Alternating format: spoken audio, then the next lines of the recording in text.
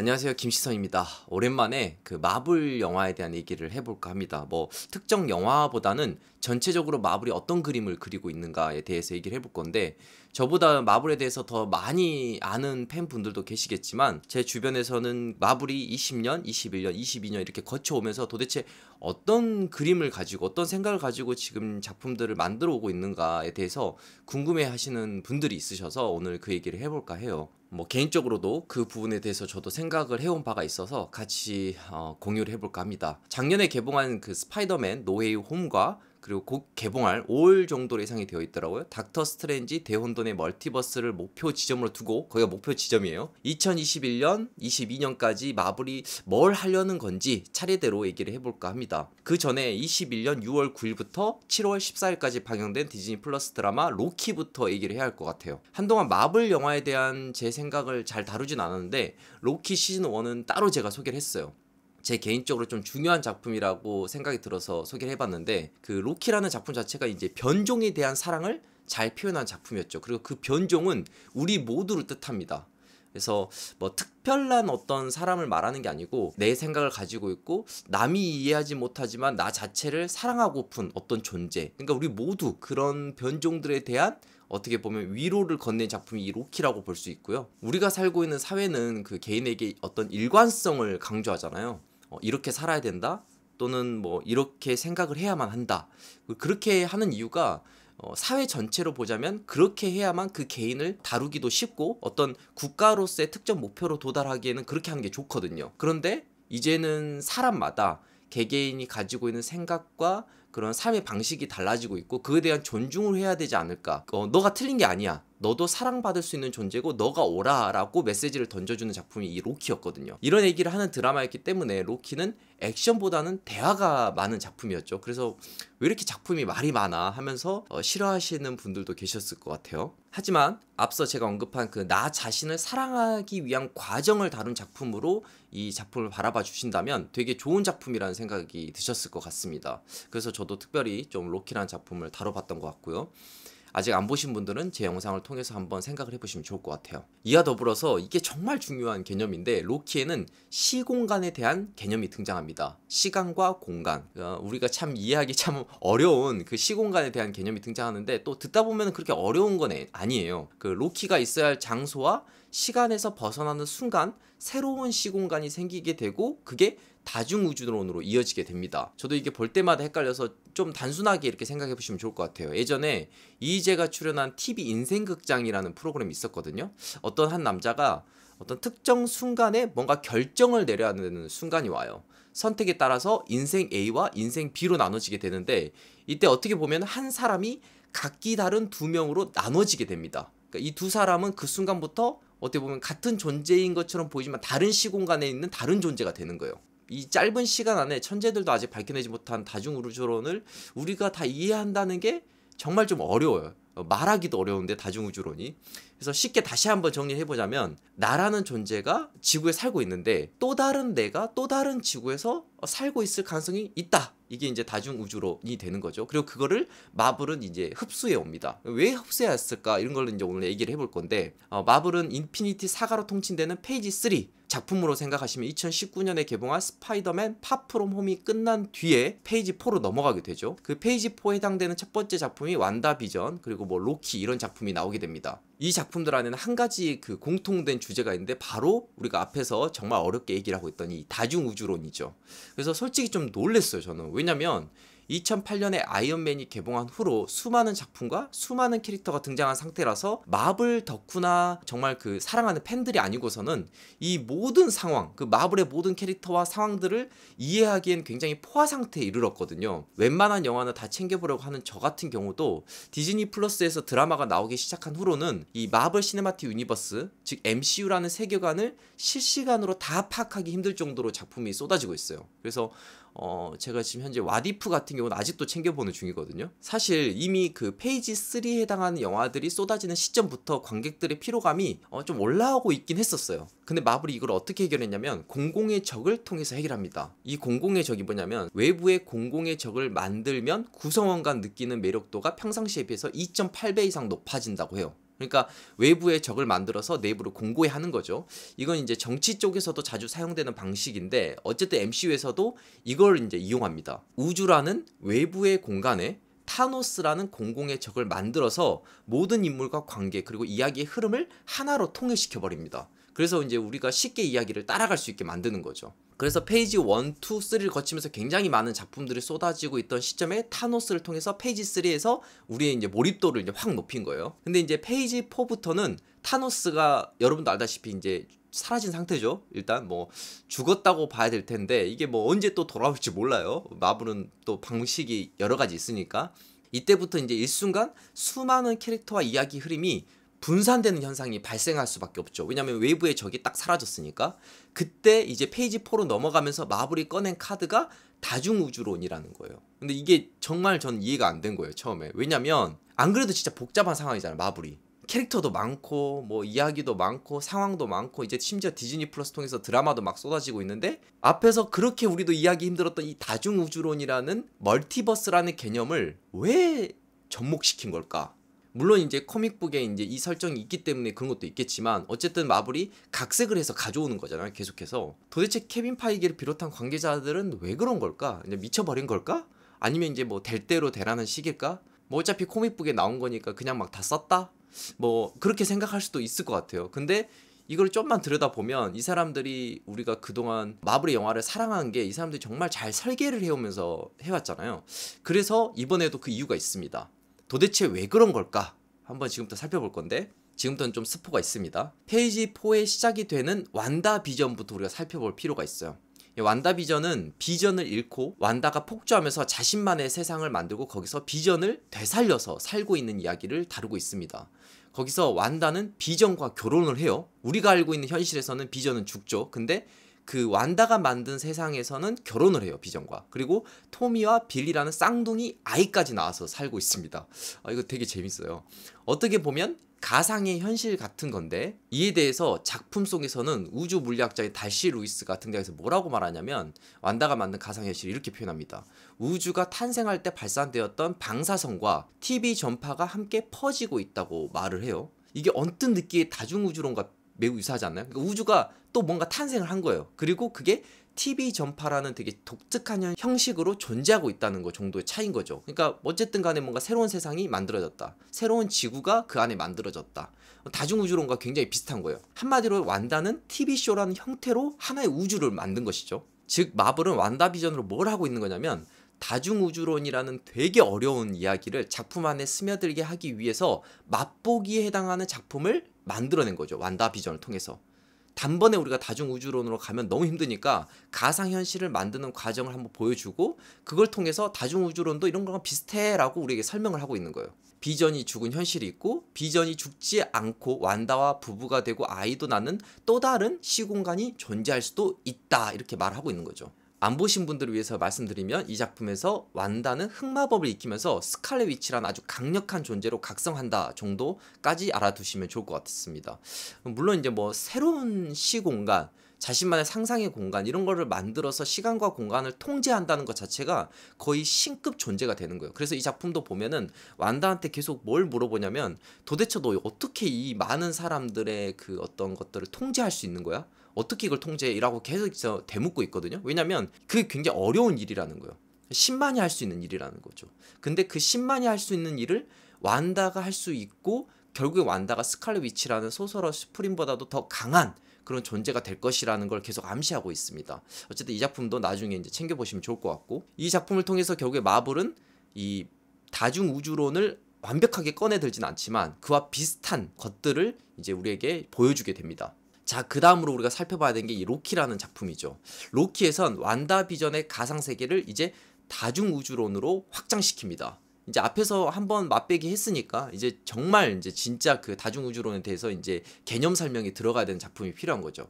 로키를 안 보신 분들 위해서 짧게 설명을 드리면 로키가 이제 테서렉트를 들고 다른 시공간으로 도망치게 됩니다. 그 순간에 우리는 어떻게 생각하냐면 그냥 로키가 공간을 그냥 이동했어. 딴 데로 이동을 했어. 라고만 생각하는데 그게 아니라 그런 선택 자체가 앞에서 이제 그 어떤 결심했어. 이거랑 비슷하게 다른 공간으로 가는 순간 로키가 다른 존재로서 어떻게 보면 그 시공간에 존재하면서 새로운 시간이 형성돼 버리는 거예요. 근데 이제 이렇게 시공간이 번잡하게 많이 생겨버리면 선택할 때마다 이게 지금 뭐 난리가 나겠죠. 그래서 TBA라는 조직이 등장합니다. 이 TBA 조직의 요원들은 뭘 하는 거냐면 이렇게 무분별하게 생기는 시공간을 없애는 그런 역할을 하고 있는 거예요. 그렇게 로키가 TV 요원들한테 잡혀가게 되고 벌어지는 이야기를 다루고 있는 게 로키 시즌 1입니다.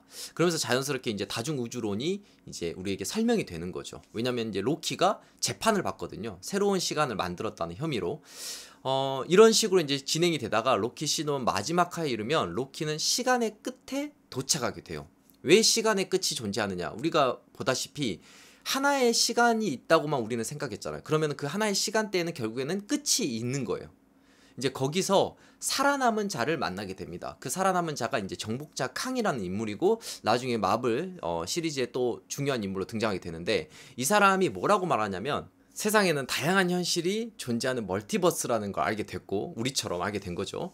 처음에는 그 멀티버스 다른 시간대에 있는 또 다른 나들과 서로 잘 도우면서 살았는데 결국에는 전쟁을 하게 된 거죠. 이게 멀티버스 전쟁입니다. 왜 전쟁을 하게 됐을까요? 전쟁에는 무조건 이득이 있잖아요. 어떤 이득이 있냐면 내가 살고 있는 이 시점, 시공간이 오리지널이다. 이걸 이제 주장하고 싶은 거였던 거겠죠. 그렇게 전쟁을 통해서 살아남은 자가 바로 정복자 캉입니다. 그래서 살아남은 자라고도 하고 정복자 캉이라고 본명도 따로 있는 거죠. 지금 이제 로키가 만난 이 캉이 그 살아남은 자인데 어떻게 살아남았냐? 시공간을 먹어치우는 알리오스라는 괴물을 통해서 여러 시공간을 정리하고 하나로 통일시켰다는 거죠. 그리고 그 통일된 시간을 유지할 필요가 있잖아요. 유지하기 위해서는 뭐가 필요하죠? 어떤 조직이 필요하잖아요. 그거를 유지하기 위해서 만든 게 TBA라는 조직이 되는 겁니다. 이 과정을 나중에 한번 자세히 살펴보면 약간 전체주의와 좀 비슷하다는 생각도 들어요.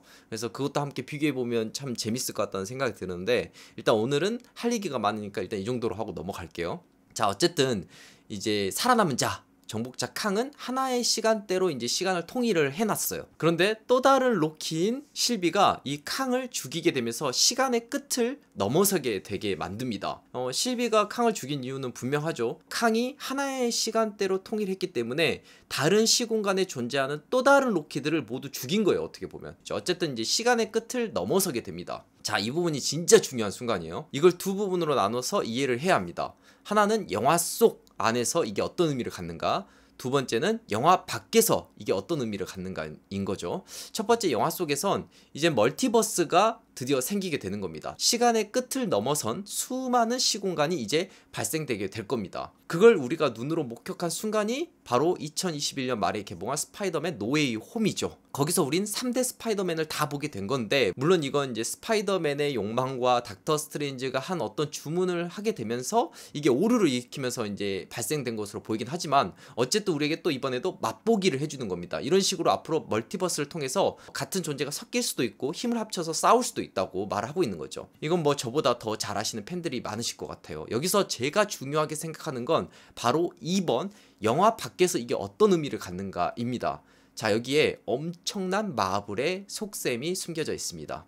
좋게 말을 바꾸면 마블의 이제 기술이 숨겨져 있는 거죠. 일단 관객 입장에선 당연히 추억 속의 스파이더맨인 토비 맥과이어와 앤드류 가필드를 봐서 좋은 거고 마블은 무슨 생각을 하는 거냐면 이전에 나온 스파이더맨은 다른 작품이 아니고 다중우주론에 의하면 다른 시공간에 있는 스파이더맨입니다. 그러니까 다른 그 토비 맥과이어나 앤드류 가필드라는 스파이더맨도 기억해주고 차별하지 말아주세요 이렇게 말하고 있는 거예요. 이게 무슨 말이냐면 마블이나 DC에는 그 자주 작품으로 계속 만들어지는 인기 있는 캐릭터들이 있잖아요. DC는 배트맨이고 마블은 그 스파이더맨이라고 볼 수 있죠. 이런 캐릭터들은 몇 년을 간격으로 계속 나올 수가 있게 되는데 그렇게 되면 관객들 입장에서는 헷갈리죠. 아, 저 스파이더맨 또 나오네? 또 다른 작품으로 또 다른 배우로 또 나오네? 아우 지겨워. 이렇게 생각할 수 있단 말이에요. 그런데 만약에 이걸 멀티버스라는 세계관에서 이해시켜버리면 그게 다른 작품이 아니라 다른 시공간에 있는 스파이더맨이 이 시공간으로 넘어온 거구나 이렇게 인지하게 되는 겁니다. 이를테면 토비 맥과이어는 마블이 멀티버스라는 카드를 꺼내기 전까진 2002년에 샘 레이미 감독이 연출한 스파이더맨 시리즈로 인식이 됐는데 스파이더맨 노웨이 홈을 기점으로 해서는 같은 세계관의 영화가 돼버리는 거예요. 토비 맥과이어의 스파이더맨도 과거의 영화가 아니라 현재와 미래의 영화로 공존할 수 있게 됩니다. 그래서 스파이더맨 노웨이 홈을 보시고 2002년에 나온 스파이더맨이나 어메이징 스파이더맨을 다시 본 분들은 이제 이런 생각을 하게 될 거예요. 아, 이 스파이더맨은 다른 작품의 스파이더맨 이게 아니라 다른 시공간의 스파이더맨. 자, 그러면 마블은 이제 이렇게 말할 수 있겠죠. 다음 스파이더맨은 새로운 영화가 아니라 멀티버스 세계관에서 다른 지구에 살고 있는 스파이더맨이라고. 이 스파이더맨도 중요하니까 잘 봐두라고. 극장 가서 또 보라고. 이렇게 말하고 있는 거예요. 그렇게 되면 관객들 입장에서 어떻게 되냐면 계속 되풀이되는 스파이더맨 시리즈가 또 나온 게 아니라 그냥 또 다른 시공간에 있는 스파이더맨 영화가 개봉했구나 라고 생각할 수 있는 거죠. 그러니까 모든 것을 다 통합시켜 버릴 수 있는 거예요. 멀티버스라는 세계관 안에서. 아무튼 다시 돌아가서 시간의 끝 이후로 이제 새로운 이야기가 이제 시작이 됩니다. 스파이더맨 노웨이 홈도 그 흐름에 놓여 있는 작품인 거죠. 자, 여기까지를 이제 우리가 좀 정리를 해볼게요. 완다 비전은 또 다른 완다와 비전을 상상해 볼까? 그게 다중우주론과 매우 비슷하다고 이렇게 말하고 있는 거고, 그 다음에 로키 시즌 1에서는 그 상상했던 어떤 것들이 현실이 되면 그 또 다른 시공간이 생기게 되고 그게 바로 멀티버스라는 개념이라고 우리에게 설명하고 있는 거예요. 그 다음에 스파이더맨 노웨이 홈에 이르면 그 멀티버스가 실제로 이제 발생되게 되면 어떻게 될까? 아, 다른 스파이더맨들과 이렇게 힘을 합치고 얼마나 좋니? 라고 우리에게 또 설명하고 있는 거죠. 이렇게 마블은 멀티버스라는 카드를 반영한 작품을 전략적으로 순서대로 우리에게 선보이고 있었던 거죠. 그러니까 우리도 모르게 이제 다중우주로는 굉장히 어렵지만 이야기가 이 멀티버스라는 개념이 어떻게 마블에 스며들고 우리가 이해하면 될지를 조금씩 우리가 적응하게 만들어 오고 있었던 거예요. 이렇게 생각해보면 진짜 마블 제작진이 거의 천재라는 생각도 좀 들어요. 도대체 어디까지 그림을 그리고 있는 건지 모르겠어요. 그래서 제가 예전에도 그런 말 한 적이 있는데, 저는 이제 마블 시네마틱 유니버스를 영화라는 역사 안에서 보면은 가장 잘 만들어진 제품으로 봅니다. 좋은 의미로요. 정말 잘 만들어진 제품. 어쨌든 자, 그러면 최근에 예고편 하나가 나왔잖아요. 2022년 5월에 개봉할 닥터 스트레인지 대혼돈의 멀티버스. 이블데드라는 전설을 만든 샘 레이미 감독이 연출한 영화라서 얼마나 호러스러울지 좀 궁금하긴 한데, 일단 그 부분은 오늘 영상에선 주요 핵심이 아니니까 일단 패스를 할게요. 자, 그럼 이제 닥터 스트레인지 이 신작으로 도대체 뭘 하려는 걸까? 일단 우리가 대충 이제 그림은 그려지실 것 같아요. 이제 멀티버스라는 우리가 개념을 확실하게 이제 이해를 한 것 같으니까 닥터 스트레인지를 통해서 뭘 해야겠다 이렇게 이제 넘어가는 거죠. 일단 두 가지 먼저 얘기를 하면 좋을 것 같아요. 스파이더맨 노웨이 홈 다음에 멀티버스 부제가 달린 영화가 나올 수밖에 없는 이유, 그리고 왜 그게 닥터 스트레인지라는 작품일까? 이걸 한번 우리가 생각해 보면 좋을 것 같아요. 앞서 나온 노웨이 홈을 보게 되면 이제 멀티버스를 통해서 세 명의 스파이더맨이 섞이면서 힘을 합쳐서 악당을 물리치는 게 이제 주요 주제인데, 이게 어떻게 보면 멀티버스의 장점인 거죠. 같이 우리가 힘을 합쳐서 악을 물리칠 수 있다 이렇게 보여준 건데, 그렇다면 단점도 있겠죠. 동전도 그렇지만 뭐든지 앞과 뒷면이 존재하는 거니까요. 로키 시즌 1에서 캉이 멀티버스가 풀리면 혼돈이 생길 거라고 말하죠. 그리고 자기가 그걸 정리해서 우주의 조화를 이룬 거라고. 근데 그거를 이제 깨트렸으니까 당연히 혼돈, 멀티버스 전쟁 이런 게 이제 나올 시점이 다가오는 겁니다. 앞에서 멀티버스의 장점을 다뤘으니까 이제 멀티버스의 단점을 다뤄야 될 작품이 나와야겠죠. 근데 왜 그게 또 닥터 스트레인지냐 라고 생각을 해보면, 완다 비전에서 완다가 다크홀드라는 마법책을 통해서 스칼렛 위치로 각성을 하게 됩니다.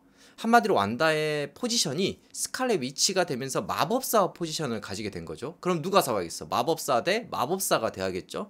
당연히 닥터 스트레인지가 나와서 이제 완다 비전과 싸워야 될 겁니다. 자, 이젠 그림이 좀 보이실 것 같아요. 자연스럽게 각성한 완다인 스칼렛 위치와 닥터 스트레인지가 만나면서 멀티버스의 단점을 우리가 목격하는 과정을 정리한 게 바로 이 닥터 스트레인지 신작이 되지 않을까라고 추측이 될 수 있는 거죠. 그러니까 이제 관객 입장에서 멀티버스의 개념에서 장점을 보고 이제 단점을 보는 작품 순대로 이제 나오고 있는 겁니다. 그러니까 당연히 이번 닥터 스트레인지 부제는 대혼돈의 멀티버스가 돼야 되는 거죠. 그럼 왜 스칼렛 위치와 닥터가 대결 구도로 가는 것일까? 앞서 제가 생각한 바대로 이 부분을 추론하자면, 스칼렛 위치는 매우 억울하기 때문에 닥터 스트레인지와 싸울 수밖에 없습니다. 이게 무슨 말이냐면, 앞서 캉이 다른 캉과 싸우게 되면서 멀티버스 전쟁이 일어났고 다른 캉들을 없애면서 하나의 시간으로 통일하게 됐다고 제가 설명을 드렸잖아요. 이제 뭐 설명 안 드려도 다들 몇 번이나 들으셔서 이제 이해되실 텐데, 스칼렛 위치가 된 완다는 이게 매우 억울할 겁니다. 왜 다른 시공간의 완다는 비전과 잘 살고 있는데 나만 이러는 걸까?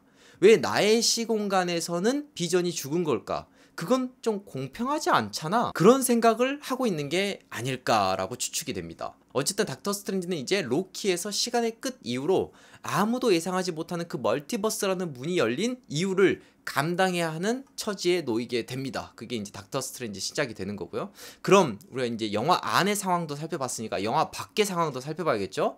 마블은 웃고 있습니다. 앞서 예전에 타 감독이 만든 영화의 스파이더맨을 멀티버스라는 카드로 다 흡수해버렸잖아요. 그 방식대로 이젠 엑스맨 시리즈도 넷플릭스에 공개됐던 데어데블 시리즈도 자연스럽게 다 가져올 수가 있는 거예요. 마블이 다른 시공간에 있는 애들이라고 이렇게 말하면 이제 끝이거든요. 다 가져올 수 있어요. 그러니까 마블은 페이지 4로 넘어가면서 멀티버스라는 카드를 꺼낼 수밖에 없고 꺼내야만 됐던 거죠. 모든 걸 다 가져오기 위해서. 그러면서 코믹북이라는 그 어떻게 보면 원천 오리지널에서 파생됐던 수많은 영화들을 다 흡수시켜 버릴 수 있으니까. 자, 이제 제가 생각하는 마블의 큰 그림을 아주 일부를 설명해 드렸어요. 제가 이렇게 이제 길게 설명했던 이유는 이 다음이 또 있기 때문입니다. 뭐 설마 그렇게까지라고 생각하지 않는 분들도 있고, 저도 뭐 확신까지는 사실 없어요. 왜냐면 이제 앞으로 작품들이 너무 많이 나와야 되니까. 근데 이 그림의 끝에는 결국 저는 이제 새로운 아이언맨이 있다는 생각이 듭니다. 그렇게 확신이 생긴 시점이 스파이더맨 노 웨이 홈 마지막을 보고 나서입니다. 다들 기억하실 거예요. 스파이더맨이 초심으로 돌아가서 자신을 잊은 친구들을 뒤로 하고 눈 내리는 겨울 홀로 허름한 단칸방에서 자취를 시작하는 장면이 나오죠. 토니 스타크가 만들어준 첨단 옷도 이젠 없고 천으로 만든 허름한 옷을 입고 경찰 무전 통신을 도청하면서 작은 창문으로 출동하면서 이제 끝나게 됩니다. 이걸 한마디로 표현하자면 스파이더맨 초기화입니다. 그러니까 스파이더맨을 제로로 이제 다시 만들어 버린 거죠. 왜 이렇게 한 걸까요? 물론 동네 히어로라는 스파이더맨의 철학에 맞게 돌아가서 감동을 주려는 뜻도 있겠지만, 마블은 그것만으로 각본을 구성하는 사업가들이 아니죠.